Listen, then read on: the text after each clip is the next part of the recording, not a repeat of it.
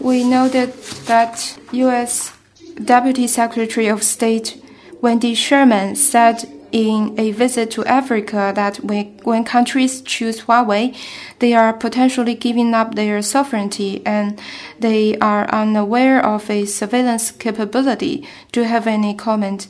美方有关官员 The smearing and slandering against China are totally nonsense. This only once again reveals their intention to suppress and contain China and deliberately drive a wedge between China and Africa.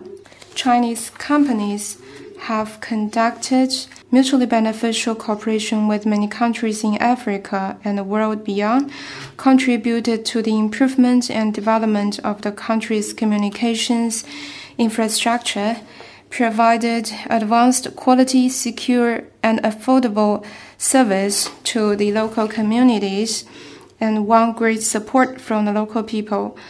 There is not a single case of cyber security accident, surveillance, or wiretapping in the whole cooperation.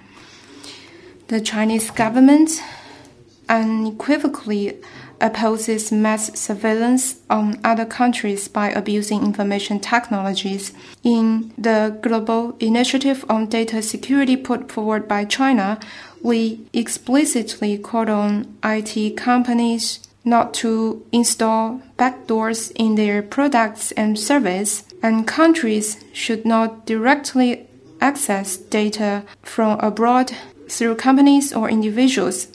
If the U.S. truly cares about data security, it should openly endorse China's initiative or make similar commitment on its own when advertising U.S. companies and products. I also want to stress that it is up to African countries and people to decide with whom they choose to cooperate.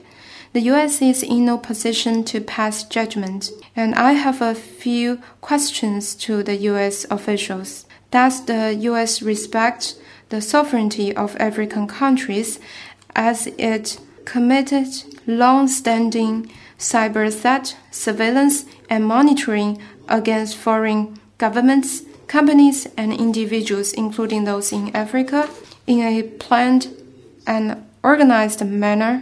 Did the U.S. respect the sovereignty of African countries when it flagrantly interfered in the internal affairs of African countries like Ethiopia and Zimbabwe and imposed unwarranted sanctions? Did the U.S. respect the sovereignty of African countries when it attached numerous political strings to African exports to the U.S.?